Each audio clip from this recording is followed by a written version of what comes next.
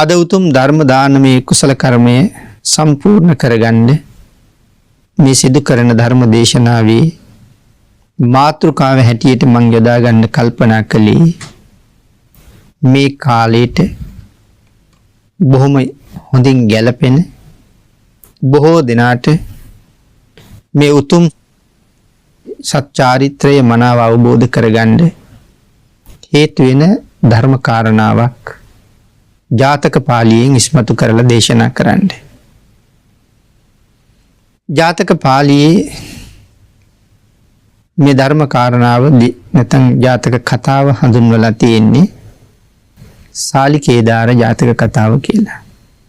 එයින් කියවෙන්නේ මව්පිය උපස්ථානයේ කොච්චර ශ්‍රේෂ්ඨද ගිහි අයට පමණක් නෙවෙයි පැවිද්දන් පවා ඒ උතුම් මව්පිය උපස්ථානයේ කළ යුතු බව භාග්‍යතුන් වහන්සේ අනුමත කළා කියන කාරණාව.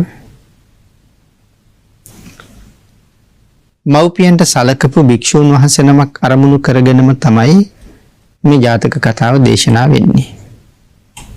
ඉතින් මේ භික්ෂූන් වහන්සේ අරමුණු කරගෙන අපේ භාග්‍යතුන් වහන්සේ ජාතක කතා ගණනාවක් දේශනා කළා. මව්පිය උපස්ථානයේ පිළිබඳව. සාම ජාතකය ආදී ජාතක කතාවන් දේශනා කළෙත් මේ භික්ෂූන් වහන්සේ අරමුණු කරගෙනම තමයි. උන්වහන්සේගේ උතුම් වූ මව්පිය උපස්ථානයේ අරමුණු කරගෙන දේශනා කොට වදාළ ජාතක කතාවන්ගෙන් එකක් තමයි සාලිකේදාර ජාතකය කියලා කියන්නේ. මේ භික්ෂුන් වහන්සේ තමන්ගේ මව්පියන්ට උපස්ථාන කරන්න පටන් ගත්තට පස්සේ උන්වහන්සේ කාලයක් නම් මව්පියෝ බොහෝම සතුටු කළා. පිණ්ඩපාතේ වැඩලනේ මව්පියන්ට දානි සපයලා දෙන්නේ. ඉතින් කාලයක් යනකොට උන්වහන්සේට දන් ලැබෙනවත් ටිකක් අඩු වුණා. උන්වහන්සේ දින දෙක තුනේ निराहारව ඉඳිමින් ලැබෙන දානි ටික මව්පියන්ට දුන්නා. ඉතින් ඒ නිසා බොහොම වේගෙන් උන්වහන්සේ කුෂ වෙන්න පටන් ගත්තා. ශරීරයේ කෙසඟ වෙලා ගියා. දුර්වර්ණ වෙලා ගියා ආහාර නැති නිසා. එක දවසක් පිණ්ඩපාතේ වඩින වෙලාවේ මුණ ගැහුණ භික්ෂුන් වහන්සේලා පිරිසක් උන්වහන්සේගෙන් අහනවා ආයස්මතුනි ඔබ පෙරණන් බොහෝම ඇසූ පිරූ ශරීර තිබිච්ච ලස්සන භික්ෂුවක්. නමුත් දැන් ඇයි මෙහෙම වෙලා ඉන්නේ? නුඹට නුඹේ සීලය පිළිබඳව කිසියම් සැකයක් සංකාවක් තියෙනවද? එහෙම නැත්නම් පැවිදි ජීවිතය පිළිබඳව කලකිරීමක්වත් ඇති වෙලාද? මේ වගේ ප්‍රශ්න ටිකක් අහනවා. උන්වහන්සේ සඳහන් කරනවා ස්වාමීනි එහෙම නැහැ. මම පැවිද්දට බොහොම ප්‍රියයි. නමුත් මේ කාලේ මට පලිබෝධයක් තියෙනවා. ඉතින් ඒක නිසා මම මේ කාලේ ටිකක් ආහාර අහේනියක තමයි ඉන්නේ. මොකද්ද කියලා අහුවාම මගේ අම්මයි තාත්තයි දෙන්නට හිටියේ මම විතරයි. ඉතින් මම ඕන්ගේ අකමැත්තෙන් තමයි පැවිදි වුණේ. මගේ පැවිද්දෙන් පස්සේ මව්පියන්ට තිබිච්ච සියලු දේවල් නැති වෙලා ගියා. මොකද මේ සාමාන්‍ය සිටු පවුලක්. සාමාන්‍ය සිටු පවුලක් කියලා කියන්නේ 40 කෝටියක් විතර ධනෙ තිබ්බහම. මහ සිටු පවුලක් කියන්නේ 80 කෝටියක් හෝ 80 කෝටිය ඉක්මවලා ධනෙ තියෙනකොට. ඒතර මේ සාමාන්‍ය සිටු පවුලක්. ඉතින් එකම පුතා පැවිදි වුණාට පස්සේ මව්පියෝ වයෝවෘද්ධ වෙන්න දැසිදස්සෝ ආදීන් මේ සිටු මාලිගාවේ තිබිච්ච ධනෙ කොල්ල කාගත්තා. අන්තිමට මේ මව්පියෝ දෙන්න මහ මගටම වැටුණා. පස්සේ කාලේ මේ භික්ෂුන් වහන්සේට ආරංචි වුණා මව්පියෝ මේ වගේ අසරණ වෙලා කියලා. සිවුරු අරින්න හිතාගෙන තමයි එන්නේ. සිවුරු ඇරියට පස්සේ ආයේ භාග්‍යතුන් වහන්සේ දකින්න කොච්චර කාලෙකින් එන්න පුළුවන් වෙයිද දන්නේ. ඒ නිසා අද අන්තිම වතාවටත් භාග්‍යතුන් වහන්සේගෙන් බණක් අහලම හෙට සිවුරු අරිනවා කියලා හිතලා බණ අහන්න ගියපු වෙලාවේ එදා භාග්‍යතුන් වහන්සේ දේශනා කළේම මේ මව්පියන්ට සැලකීම පිළිබඳව. ගිහි අය විතරක් නෙමෙයි පැවිදි අයත් තමන්ගේ මව්පියෝ වෙනුවෙන් මේ යුතුයකම ඉෂ්ට කළ යුතුයි කියලා භාග්‍යතුන් වහන්සේ එදා කරුණ පැහැදිලි කළා. ඉතින් උන්වහන්සේට ගොඩක් සතුටුයි පැවිද්දේ ඉඳගෙනත් මව්පියන්ට සලකන්න පුළුවන් කියහම. ඉතින් උන්වහන්සේ තීරණය කළා එහෙනම් සිවුරු අරින්නේ නැහැ.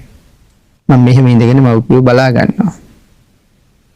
ඉතින් එහෙම තමයි උන්වහන්සේ මව්පියෝ හොයාගෙන ගිහිල්ලා සිඟා ගන්න දාන ටික මව්පියන්ට දීලා ලැබෙන වස්ත්‍ර මව්පියන්ට අඳවලා මව්පියන්ගේ පරණ වස්ත්‍ර සෝදලා මහල පඳු පොළ උන්වහන්සේ සිවුරු හැටියට යොදා ගැනීමෙන් මේ කාර්ය කාලයක් කරගෙන ගියේ.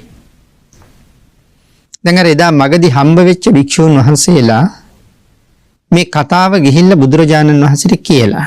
මොකද ඒ භික්ෂූන් වහන්සේලා එදා අහනවා භාග්‍යතුන් වහන්සේගේ ශාසනයේ නාමයෙන් ලැබෙන සිව්පසේ ලැජ්ජ නැතුවද ගිහි අයට දෙන්නේ කියලා. ඕකට ටිකක් හිත රිදුණා උන්වහන්සේගේ. ඉතින් මේක තමයි ගිහිල්ලා කියන්නේ ස්වාමීනි එක්තරා භික්ෂුවක් මෙහෙම වැඩක් කරනවා කියලා. ඉතින් උන්වහන්සේ ගැන භාග්‍යතුන් වහන්සේ හොඳටම දකිනවා. නමුත් මේ සමාජයට මේ පණිවිඩය දෙන්න භාග්‍යතුන් වහන්සේ අර භික්ෂුන් වහන්සේලා සඳහන් කරනවා මේ භික්ෂුවට එන්න කියන්න කියලා. ධම්සභාවට වැඩියට පස්සේ බුදුරජාණන් වහන්සේ භික්ෂුන් වහන්සේට කතා කළා. උන්වහන්සේ පිරිස අතරින් නැගිට්ටා. නැගිට්ටාම භාග්‍යතුන් වහන්සේ අහනවා හැබැයිද පින්න පාත කරගෙන ඇවිල්ලා ගිහි අය පෝෂණය කරනවා කියන්නේ. එහෙමයි ස්වාමීනි. ඊළඟට භාග්‍යතුන් වහන්සේ අහන්නේ මහණ නුඹෙන් පෝෂණය ලැබෙන ඒ ගිහි අය කවුද කියලා. ස්වාමීනි වෙන කවුරුවත් නෙමෙයි මගේම අම්මා සහ තාත්තා.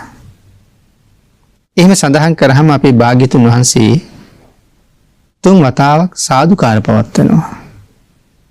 සාදුකාර පවත්වලා දේශනා කරනවා මහණ නුඹ පෙර මම ගිය මග යන කෙනෙක්. මමත් අතීතයේත් මගේ මව්පියෝ වෙනුවෙන් කළ යුතු යුතුයකම් හැම එකක්ම කළා. තිරිසන් යෝනියේ ඉපදිලා පවා මම මව්පියෝ පෝෂණය කරන එකත් හැරියේ නෑ. කියන කාරණාව පැහැදිලි කරමින් තමයි මේ ජාතක කතා ගණනාවක් දේශනා කරන්නේ. එයින් එකක් තමයි මේ ජාතක කතාව. එදා භාග්‍යතුන් වහන්සේ දේශනා කරනවා මහණ බෝධිසත්ව ධර්ම සම්පූර්ණ කරන කාලේ මමත් ගිරා යෝනියේ ඉපදිලා හිටියා. ඒ කාලේ මගේ අම්මයි තාත්තයි වයෝවෘද්ධ වුණාට පස්සේ මගේ තාත්තගේ රජකම මට ලැබුණා. ඒ කියන්නේ ගිරා රජුරු. ගිරා රජුරවන්ට 80000ක විතර ගිරා රැණක් හිටියා. දැන් වයෝවෘද්ධ නිසා තමන්ගේ පුතා දැන් ගොඩක් ලොකුයි. සාමාන්‍ය මොනරු ගිරවුන්ට වඩා ලොකුයි. ඒ නිසා සඳහන් කරනවා මොනරෙක් වගේ ලොකුයි කියලා. ඉතින් මේ තමන්ගේ පුතාට බාර දෙනවා ගිරා රැණේ රජකම. ඉතින් තාත්තා වගේම තමන්ගේ පිරිසට බොහොම ලෙන්ගතුයි. විවේක වේලාවට හිමාලයට තමයි ආහාර ගන්න යන්නේ. නමුත් මේ කාලේ මගධ කුඹුර පැහෙන කාලේ. පෙර ගිරා මහරජුරුවෝ ඉන්න කාලේ නම් මේ කාලෙට දුර බැහැර යන්නේ නැහැ. මගධ කුඹුරෙන් තමයි ආහාර සපයාගන්නේ. ඒ හින්දා අර රෑනේ ඉන්න සමහර ගිරව් කියනවා මේ කාලේ මගධ කුඹුරට මොකක් වෙලාද? වෙනදා අපි මෙහෙ ඉන්නේ නැහැ. මගධ කුඹුරට තමයි යන්නේ කියලා. එතකොට දැන් අලුත් ගිරා රජුරුවෝ මේ කාරණාව අහලා ගිරව් දෙන්නෙකුට කියනවා එහෙනම් ගිහිල්ලා මගධ කුඹුර පරීක්ෂා කරලා එන්න කියලා. මේගොල්ලෝ ඇවිල්ලා කියනවා කුඹුර හොඳට පැහිලා තියෙන්නේ කියලා. ඒතර මේ කාලේ මේක කෝසිය කියන බමුණෙක් කිරිය 1000ක් විතර වපුරනවා.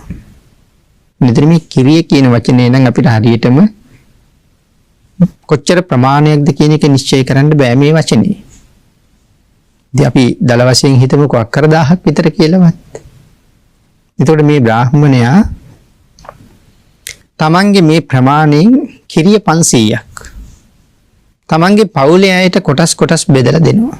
බලා ගන්න කියලා. එක්කෙනෙකුට කිරිය 50ක්, තව එක්කෙනෙකුට කිරිය 60ක්, තව එක්කෙනෙකුට කිරිය 100ක්.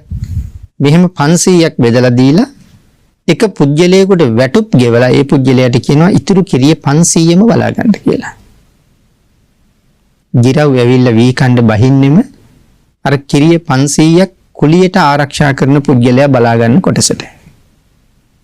පින්නතින ගිරව් 80000ක් නේ. ඉතින් මේ පුජ්‍යලේ එහාට දුවනවා මෙහාට දුවනවා ගිරව් පන්නනවා. ඉතින් ලේසි නෑ ගිරව් 80000 කෙලවනවා කියන එක. එහෙනම් කල්පනා කළා මෙහෙම ගියොත් මට වැටුප් ලැබෙන හේකුත් නෑ. සිටුවරයට ආදායමකුත් නෑ. ඒ හින්දා මේක සිටුවරයට කියන්න ඕනේ කියලා දවසක් ගිහිල්ලා සිටුවරයට කියනවා සිටුතුමනි ගිරව් 80000ක් විතර ඇවිල්ලා කුඹුරේ වී කනවා. ඉතින් මේ ගිරව් 80000ක් එලවනවා කියන එක මට සුළුපටු වැඩක් නෙමෙයි. ඉතින් මේ සැරේ ආදායම ගොඩක් අඩු වෙන්න පුළුවන්. ඒකට මට චෝදනා කරන්න එපා කියලා. සිටුවරයා කියනවා කමක් නැහැ. ඒ වුණත් කන්න ඕනේනේ. හදා වවාගෙන කන්න නෙමෙයි. අපි වවන ප්‍රමාණයෙන් තමයි මේ සත්තුත් කන්න ඕනේ. ඔහි කාපු ආවේ කන තරමක් කියලා කිව්වා. එතකොට මේ කුඹුර බලාගන්න කෙනා කියනවා කෑවට නම් කමක් නැහැ කියමුකෝ. සමහරව අරගෙනත් යනවා කියලා කිව්වා. කාලා අරගෙනත් යනවා.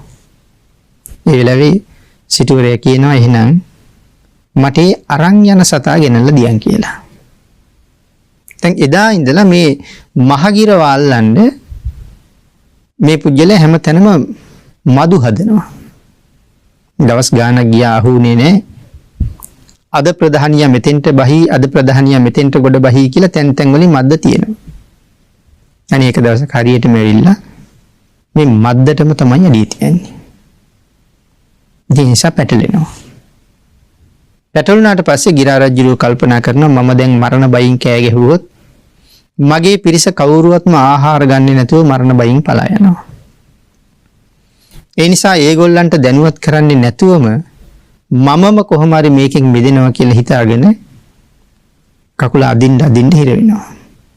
දැන් හිර වෙලා නූලට කකුල කැපිලා මාංශය ඇටකොටුවෙන් ගැලවිලා පල්ලෙහාට බහැලා. ලේ ගලනවා. වේදනාව දරා ගන්න බැරි තරම්. තවත් ඉවසලා ඉන්නවා තමන්ගේ පිරිස බඩගින්නේ ඇයි කියලා. දැන් පිරිස බඩවල් පුරවගෙන ඉන්නේ කියලා දැනුණට පස්සේ ගිරා රජු මරණ බයින් කෑ ගැහුවා. ඉතින් එතකොටම අර ගිරව ඔක්කොම ඉගිල්ලෙන්න පටන් ගත්තා. තමන්ගේ රජුරෝ කොයි කියලා බැලුවේ නැහැ.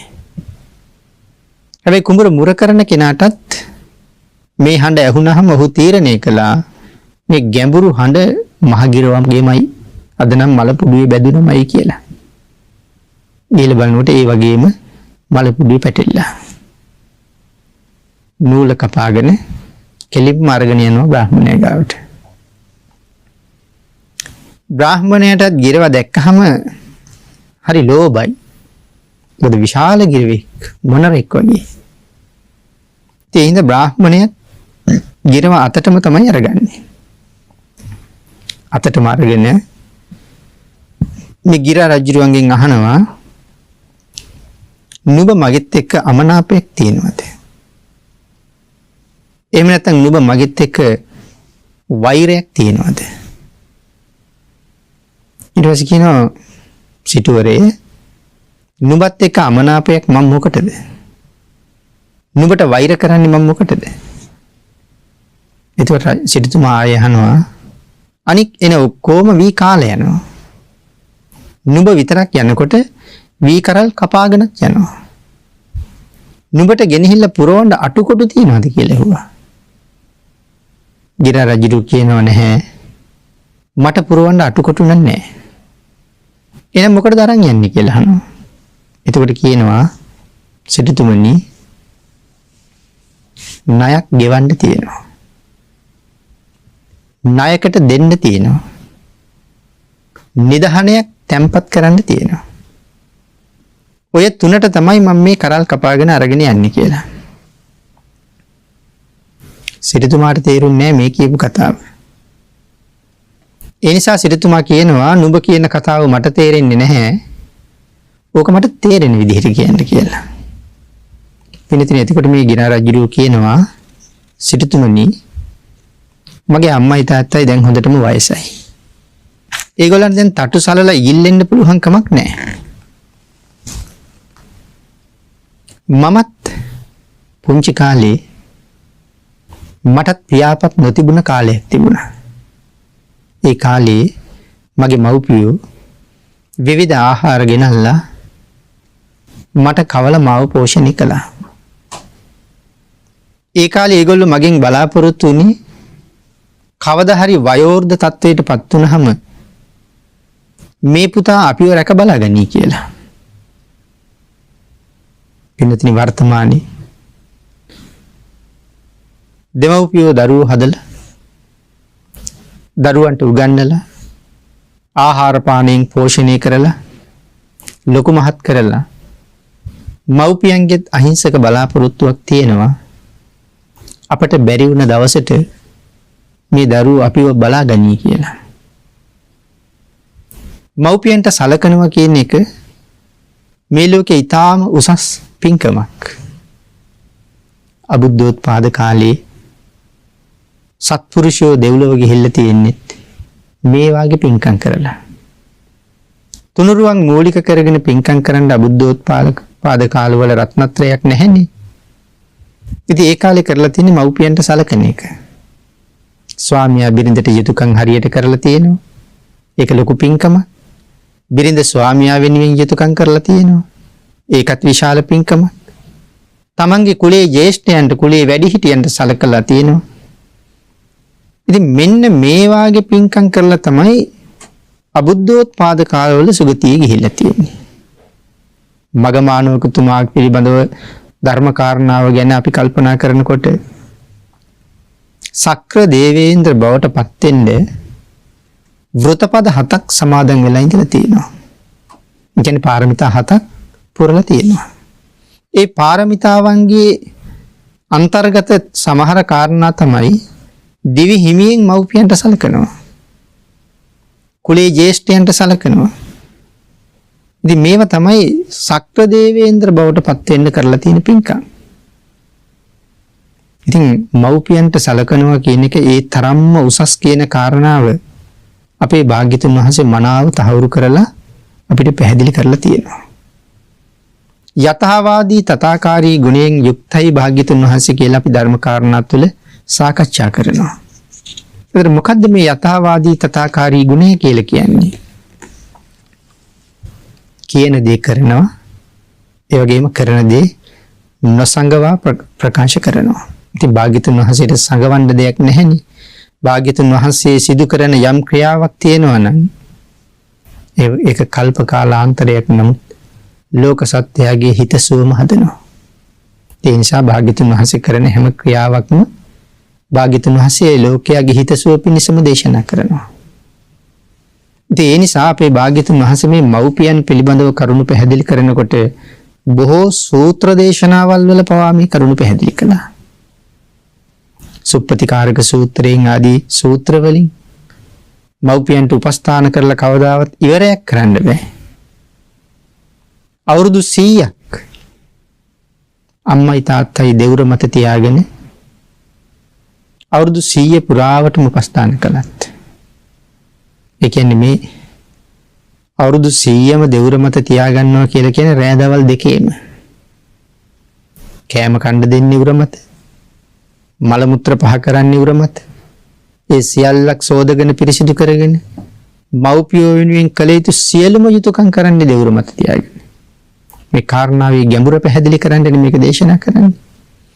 ඒ සියල්ලක් අවුරුදු 100ක් පුරාවටම කරලා 100ක් අවුරුද්ද අවසානයේ මව්පියෝ බිමින් තිබ්බොත් සඳහන් කරලා තියෙන ඒ දරුවා මව්පියන්ට සැලකුවා මදි කියලා. ඒ කාරණාව එහෙමනම් වර්තමානයේ මේ කාරණාව අපි කොහොම දරාගත යුතුද? ඒ කාරණාව එහෙම දේශනා කරලා තියෙනකොට අපිට කරන්න පුළුවන් වෙලා තියෙන ප්‍රමාණය කොයිතරම් ස්වල්පද කියලා අපි වරක් දෙවරක් නෙමෙයි 100,000 වර මේ ජීවිතේ හිතන්න ඕනේ. ඒ නිසා භාග්‍යතුන් වහන්සේ මේ මව්පියෝ පිළිබඳව පුදුම විදිහට කරුණු පැහැදිලි කළා. යම් කෙනෙක් මව්පියන්ට සලකනවා කියලා කියන එක මංගල කාරණාවක්. මේ මංගල කාරණා කියලා කියන්නේ මේ ලෝකේ තියෙන අති විශේෂිතම කාරණා ටික. ඉතින් ඒ සුවිශේෂී කාරණා 38 ඇතුලේ මව්පියන්ට සලකනවා කියන කාරණාවත් අන්තර්ගතයි. ඉතින් ඒක නිසා පරාභව ආදී සූත්‍රවල පැහැදිලි කළා යම් කෙනෙක් තමන්ගේ වයෝවෘද්ධ මව්පියන්ට සලකන්නේ නැත්නම් ඒ දරුවෝ පිරිහෙනවා කියලා. වසල සූත්‍රයෙන් දේශනා කළා මව්පියන්ට සලකන්නේ නැත්නම් ඒ අය වසලයෝ කියලා හඳුන්වනවා කියලා. ඊතරම් පහත් මට්ටමට තියලා තමයි හඳුන්වලා තියෙන්නේ. ගුණයට සලකන්නේ නැහැ කියන එක. තමන්ට ජීවිතය දුන්න අම්මා තාත්තා කියලා කියන්නේ මේ ලෝකේ දෙන්න තියෙන හොඳම දේ අපිට දීලා තියෙන අම්මා සහ තාත්තා. හැබැයි ඉතින් ධර්ම කාරණාවන්ගෙන් තවත් නොයෙක් කරුණු අනාවරණය කරනවා. මේ රාගය වගේ ධර්මතාවයන් ගුණය කොයිතරම් නසනවද කියන කරුණ. සමහර අය මව්පියන්ව විනාශ කරලා තියෙනවා, මරණයට පවාපත් කරලා තියෙනවා. සමහරලාට බිරින්දෑවරුන්ගේ කියමන් අනුව. බිරිඳ හම්බ වෙන්නේ බොහොම පස්සේ කාලෙක. නමුත් මේ ලෝකේ කාගේවත් සරණක් නැතුව ඉන්න වෙලාවේ පවා අපිට තිබුණ එකම සරණ අම්මගේ තාත්තගේ සරණනේ. මව් කුසින් බිහි වෙච්ච කාලේ අම්මා තාත්තා අපි හදා වඩා ගත්තේ අඩුම තරමේ මැස්සෙකුට මදුරුවෙකුටවත් වහන්න දුන්නේ නැහැ. වර්තමානයේත් අපි දකිනවා ඊටාම ලාබාල දරුවෙක් මහමග අරගෙන ගියත් දූවිලි ටිකක්වත් වදින්න දෙන්නේ නැතුව ඒ සඳහා සුදුසු වස්ත්‍ර වලින් ඔතාගෙන අපි මහමග අරගෙන යන්නේ. ගෙදර තියලා තිබ්බත් මැස්සෙකුටවත් වහන්න දෙන්නේ නැතුව සමහරලාට දරුවන් වහන උපකරණ තියෙනවා වර්තමාන වෙනකොට. ඒ වගේන් වහගෙන තමයි අපි හදන්නේ වඩන්නේ. මල මුත්‍ර ඉවත් කරලා ආහාර පානයෙන් සංග්‍රහ කරලා තමන්ගේ ජීවිතේ වගේ දරුවෝ ලොකු මහත් කරන්නේ. නමුත් අවුරුදු 20ක් 25ක් එහෙම ලොකු මහත් කරනකොට මොනතරම් කැපකිරීමක් ඒ දරුවෝ වෙනුවෙන් අම්මා තාත්තා දෙන්නම කරනවද? උදේ ඉඳලා රෑ වෙනකන් සමහරලාවට හේනි කුඹුරේ රැකියාව කරන තැන දහදුක් විඳිනවා. අවුවට වේලෙනවා. වැස්සට තෙමෙනවා. රෑලි වෙනකන් නිදි මරනවා. සමහර අය හවස් වෙනකම්ම කාර්යාලවල වැඩ කරලා තව තැනක රැටත් පැය 3-4ක් හරි වැඩ කරනවා. අතිරේක කාර්යයක් හැටියට. මොකද මේ දරුවන්ගේ අධ්‍යාපන කටයුතු ආදී දේවල් වෙනුවෙන් ධනෙ උපය ගන්න. ඒ තරම් අපි වෙනුවෙන් කැපකිරීම කරපු අම්මා තාත්තා හැරෙන්න මේ ලෝකේ තව කවුද ඉන්නේ? ඉතින් මේ විදිහට මේ කාරණාව පින්නතුනේ හරි දිගට සාකච්ඡා කරන්න තියෙන කරුණක්. අර ගිරා රජුගේ සඳහන් කරනවා මම මේ වී කරල් අරගෙන යන්නේ නිකන් නෙමෙයි ණයක් ගෙවන්න. ණයකට දෙන්න. නිදහනයක් තැන්පත් කරන්න. සිටුතුමා අහනවනේ ඒක තේරෙන විදිහට කියන්න කියලා. ඉතින් සඳහන් කරනවා සිටුතුමනි පියාපත් සලලා ඉගිල්ලෙන්න බැරි කාලේ අම්මා තාත්තා මාව පෝෂණය කළා. හැබැයි මම ලොකු වෙනකොට ඒ දෙන්න වයෝවෘද්ධ තත්ත්වයටපත් වෙනවා. අපේ පුතා අපිව බලාගනී කියලා සිතුවිල්ලක් ඒ අය ළඟ තිබ්බා. එහෙනම් මව්පියෝ මාව පෝෂණය කළේ මගෙන් පස්සේ කාලේ උපකාරයක් බලාපොරොත්තු වෙයි. එහෙනම් මට සැලකුවේ ලොකු මහත් කළේ මගෙන් යම් උපකාරයක් බලාපොරොත්තු වෙන නිසා මව්පියෝ එදා මට යමක් ණයට දුන්නා. ඒ කියන්නේ මගෙන් යමක් බලාපොරොත්තු වුණානේ. සලකයි බලාගනී කියලා. ඉතින් දැන් වයෝවෘද්ධ තත්ත්වයට පත්වෙච්ච මව්පියෝ බලාගන්න එක මගේ යුතුයකම. දැන් මං ඒ පරණ ණය ගෙවනවා. ඒ වගේම මට ණයකට දෙන්නත් තියෙනවා. මටත් ඉන්නවා පොඩි පැටවු ටිකක්. මං ගෙනහිල්ලා ඒ අයට කෑම දෙන්න ඕනේ. මමත් බලාපොරොත්තු වෙනවා මටත් බැරි වුණ කාලෙක මගේ දරුවෝ මාව බලාගනී කියලා. එහෙනම් මව්පියන්ගේ ණය ගෙවනවා. මං දරුවන්ට ණයකට දෙනවා. ඉතුරු වෙන ටික මගේ රෑනේ ඉන්නවා දරුවන්ගෙන් සරණක් නැති, ඒ වගේම දරුවෝ නැති වයෝවෘද්ධ වෙච්ච ගිරව්. මං ඉතුරු ටික ගෙනහිල්ලා ඒ අයට දෙනවා. එතකොට මට පින් සිද්ධ වෙනවා. ඒක තමයි මගේ නිදහනේ.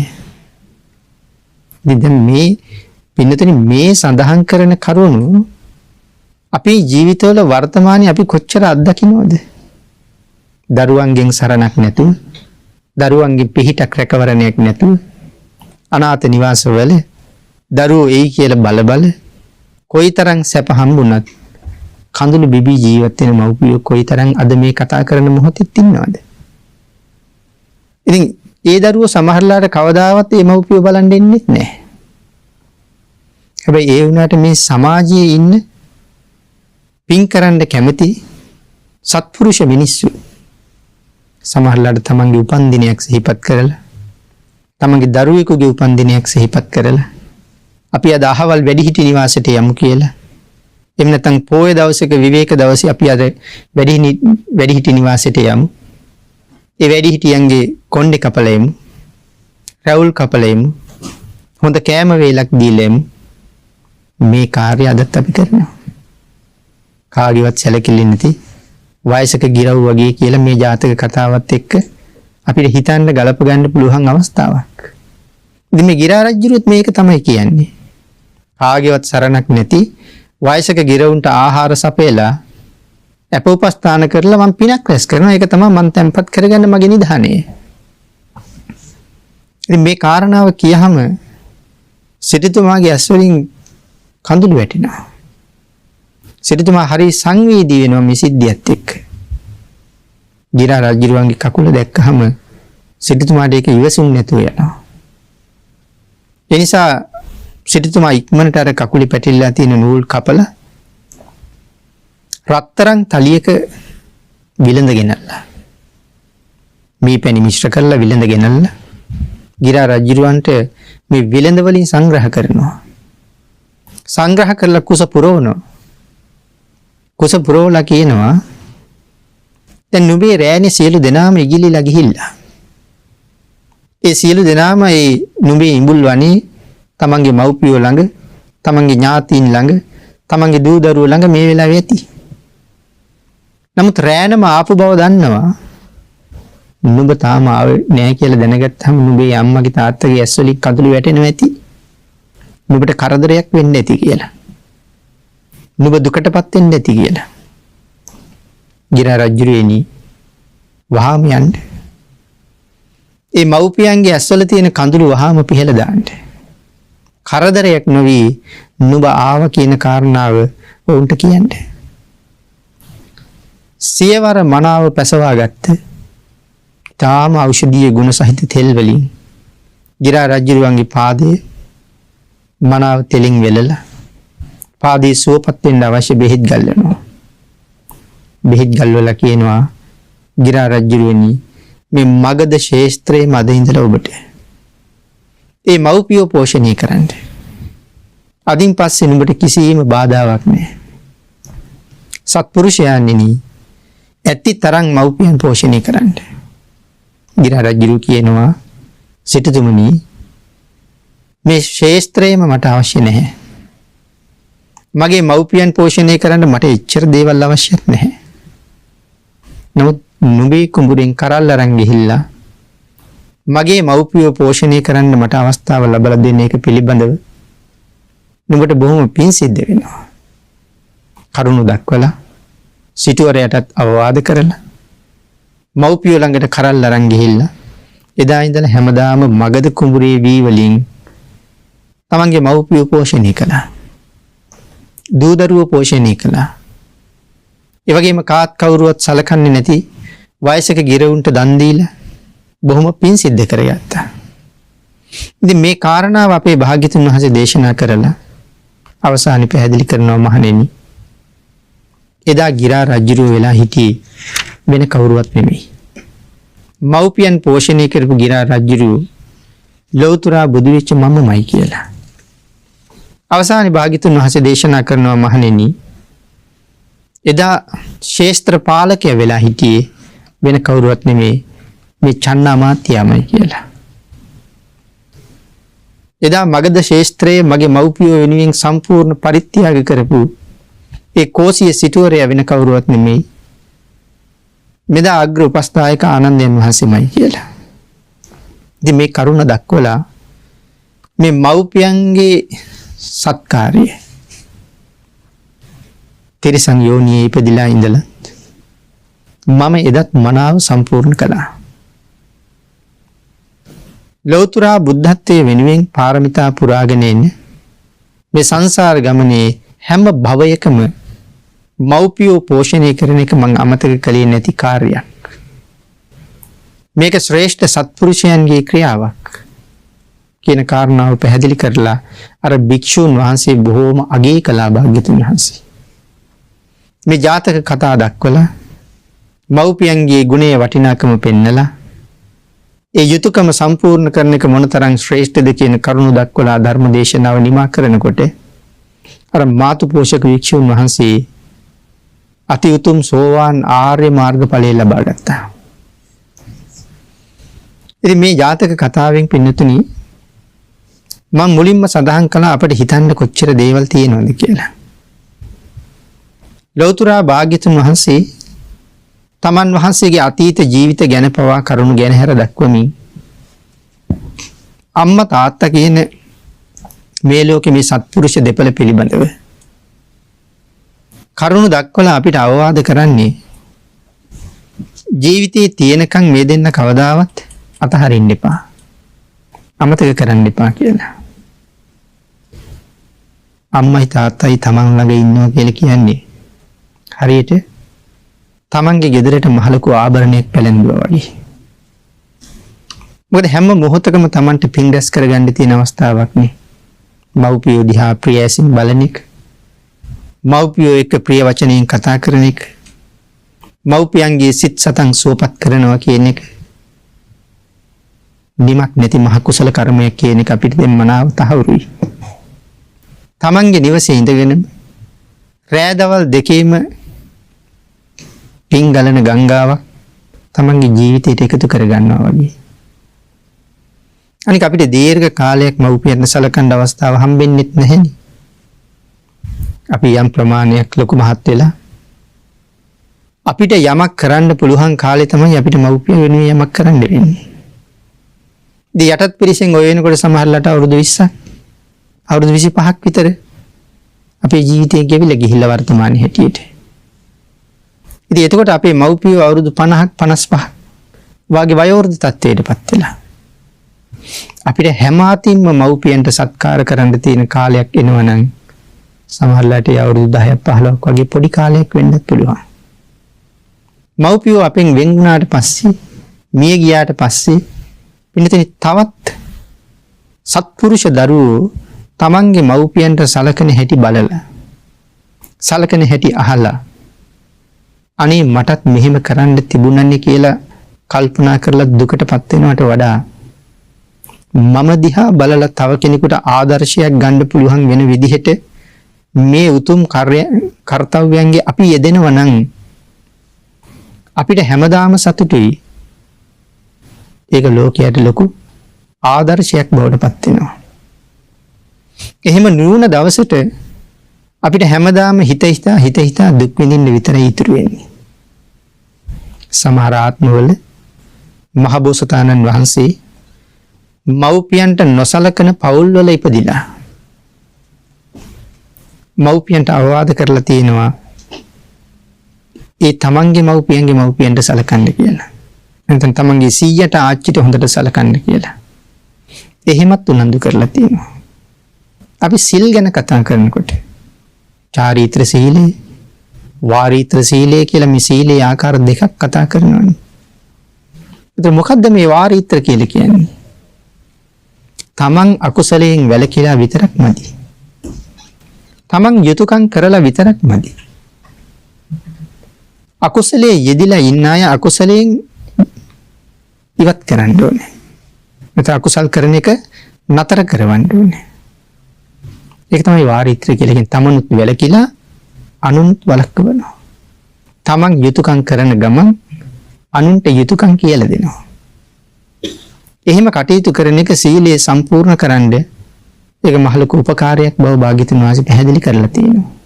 ඉතින් මම මුලින් සඳහන් කළා අම්මා තාත්තා ජීවත් වෙලා ඉන්න තාක්කල් ඔවුන් වෙනුවෙන් අපිට යම් කිසි සත්කාරයක් සංග්‍රහයක් කරන්න ලැබෙනවා කියලා කියන්නේ ඒක අසීමාන්තික කුසල කර්මයක් වෙනවා වගේම අපිට ජීවිතයේ දුන්න අම්මා තාත්තා අපි ළඟ ඉන්නකන් අපේ ගෙදර හොඳ ආභරණයක් තියෙනවා වගේ.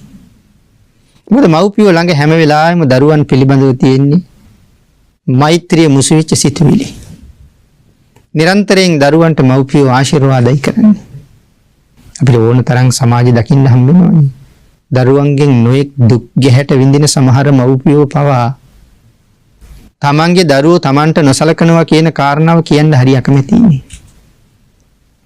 සමහර වෙලාවල් වල අපිට මහමුගලන් මහරහතන් වහන්සේගේ අතීත කතාවෙන් පවා මනාව පැහැදිලි කරනවා අන්ධ වෙච්ච අම්මට තාත්තට බිරිඳගේ කියමනට එදා ඒ පුරුෂයා පහර දෙන්නේ හොරු පහර දෙනවා වගේ. ඔහුම කෑ ගහලා කියනවා අනේ මගේ අන්ධ වෙච්ච අම්මට ගහන්න එපා. මගේ අන්ධ වෙච්ච තාත්තට ගහන්න එපා. මොහුගෙන්ම ගුටි කකා අම්මා තාත්තා කියන්නේ ජීවිතයේ අවසාන කාලේ ගත වෙන අපි දෙන්නට ඕන දෙයක් වුණාවේ අපේ පුතාට කරදර කරන්න එපා කියලා. ඒ තරම්ම සෙනෙහසක් මව්පියෝ ළඟ තියෙනවා. සුද්ධෝදන මහ රජුත් අපේ භාග්‍යතුන් වහන්සේටත් ওই වාගේ කාරණාවක් පැහැදිලි කරනවා රාහුල කුමාරයා පැවිදි කළාට පස්සේ. මව්පිය සෙනෙහස කොයි වගේද කියන කාරණාව. වෙනතනි ධර්ම දේශනාව සඳහා අපිට තියෙන කාලයත් නිමා වෙලා නිසා අපි දේශනාව මේ විදිහට නිමා කරමු. මේ සාලිකේදාර ජාතක කතාවෙන් අපිට මනාව ප්‍රත්‍යක්ෂ කරනවා මව්පියන්ට අපෝපස්ථාන කරන එක මොනතරම් වටිනවද? යම් කෙනෙක් මව්පියන් පිළිබඳව පිහිටලා මව්පියන්ට අපෝපස්ථාන කරනවා නම් එවන් අයට මොනතරම් සැලකිලි සත්කාර සමාජයෙන් ලැබෙනවද? කෝසියේ සිටුවරයා කිරිය 500ක් මේ වෙලාවේ තමන් විශේෂයෙන් ආරක්ෂා කරන කොටස මේ ගිරා රජුරවන්ට පවරනෝනේ අම්මා තාත්තා වෙනුවෙන් සම්පූර්ණ මම ඔබට මේක බාර කරනවා කියලා. ඒතර යම් කෙනෙක් මේ උතුම් කාර්යයේ යෙදෙනවා නම් ආර්යයන් වහන්සේලගේ අනුකම්පාව අපිට කොච්චර ලැබෙනවද? සත්පුරුෂයන්ගේ අවධානය අපි කෙරෙහි කොච්චර යොමු වෙනවද? අති දීර්ඝ කාලයක් සංසාරේ සතර අපා දුකින් මිදෙන්න තමන්ගේ අම්මා තාත්තා පෝෂණය කරන එක තමන්ට මොනතරම් උපකාරයක් කරනවද? මේ මව්පියෝ පිළිබඳව කරුණු සාකච්ඡා කරන එක මට හිතෙන්නේ මේ ශාසනයේ දීර්ඝ පරිච්ඡේදයක් කියලා. ඒ තරම්ම කරුණු භාග්‍යතුන් වහන්සේ දේශනා කළා.